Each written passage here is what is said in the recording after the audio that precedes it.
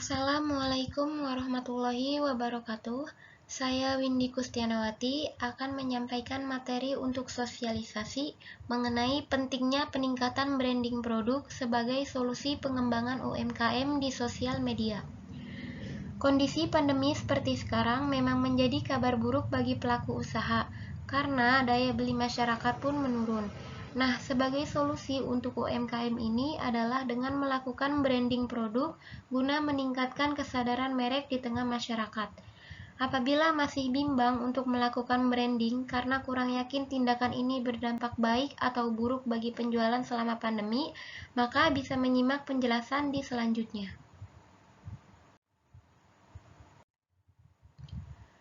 Pengertian branding.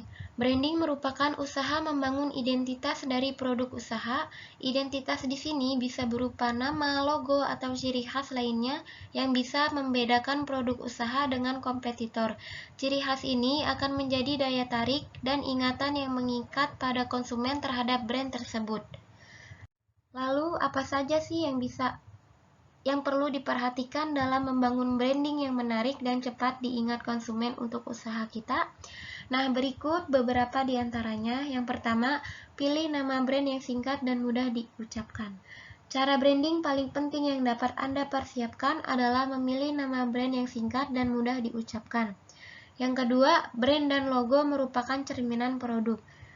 Di sini desainlah logo yang memiliki makna atau latar belakang serupa dengan jenis produk Anda. Dengan menyisipkan nama atau singkatan brand pada logo akan menambah daya tarik dari produk Anda. Yang ketiga, perhatikan detail. Banyak detail kecil yang suka luput dari perhatian pengusaha UMKM. Mulai dari pilihan warna, logo, jenis font, cara berkomunikasi, bahkan sampai bentuk packaging. Packaging yang dikemas baik dan unik akan bisa menaikkan value atau nilai tambah dari produk yang kita jual. Jadi, dengan strategi yang tepat, hal-hal detail ini justru akan memperkuat posisi branding produk kita. Yang keempat, memanfaatkan media sosial. Media sosial adalah salah satu ruang yang tidak lepas dari kebanyakan orang di zaman milenial ini. Cara branding melalui media sosial dapat dengan memanfaatkan Facebook, Instagram, maupun jenis media sosial lainnya.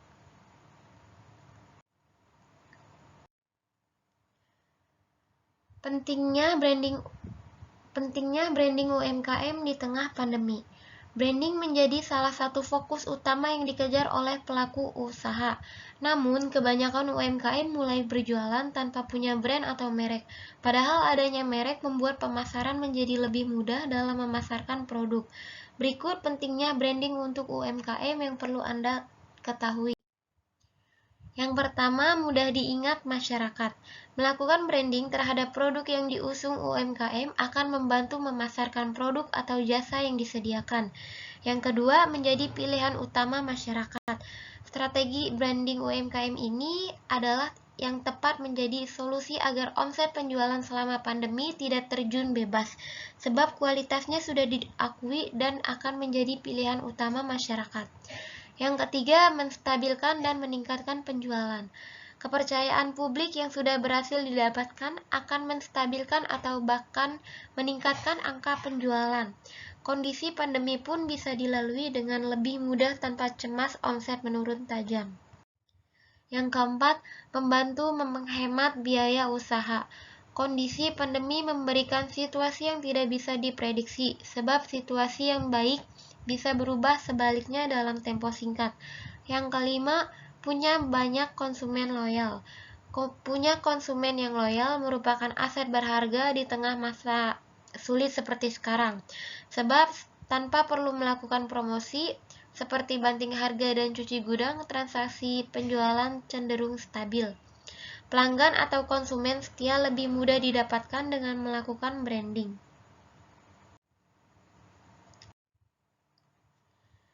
Adapun fungsi branding bagi pergerakan dan kemajuan bisnis. Yang pertama, membuat UMKM memiliki segmen pasar serta kelasnya tersendiri. Kedua, bisa menjadi ciri khas pembeda dari industri lain.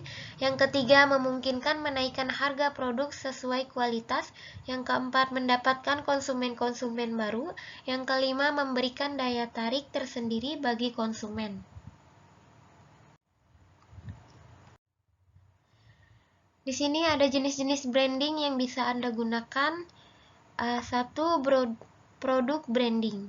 Produk branding adalah jenis branding yang paling umum digunakan. Tujuannya utamanya adalah untuk mempromosikan produk yang baru diluncurkan atau meningkatkan penjualan produk lama. Yang kedua, personal branding.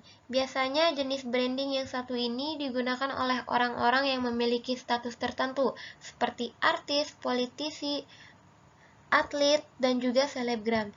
Intinya yang dituju adalah brand awareness alias popularitas. Media yang paling umum digunakan adalah media sosial. Alasannya sederhana, karena media sosial adalah platform yang paling tepat untuk mengekspresikan karakter mereka. Yang ketiga, corporate branding. Corporate branding adalah jenis branding yang bertujuan untuk mempromosikan suatu perusahaan. Biasanya yang dipromosikan adalah nilai-nilai perusahaan, etos kerjanya, sejarah perusahaan, atau misi perusahaan, sehingga konsumen bisa mengenal perusahaan lebih dalam. Yang keempat, geographical branding. Geographical branding adalah jenis branding yang menonjolkan keindahan, keunggulan, dan keunikan suatu wilayah. Biasanya jenis branding ini digunakan oleh organisasi atau perusahaan yang terkait dengan pariwisata. Yang kelima, kolaborasi branding. Kolaborasi branding adalah jenis branding yang dilakukan bersama-sama oleh dua brand atau lebih.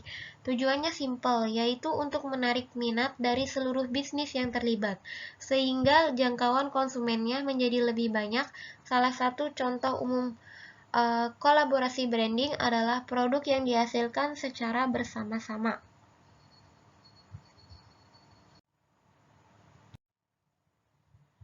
Nah, yang terakhir ada strategi branding. Strategi branding ini menyebutkan tujuan yang ingin direalisasikan oleh merek Anda. Yang kedua, menjaga konsistensi merek. Yang ketiga, membangun kedekatan antar konsumen. Yang keempat, mengintegrasikan staf customer service dengan standar brand. Yang kelima, memberikan apresiasi pada pelanggan. Yang keenam, memperhatikan strategi kompetitor.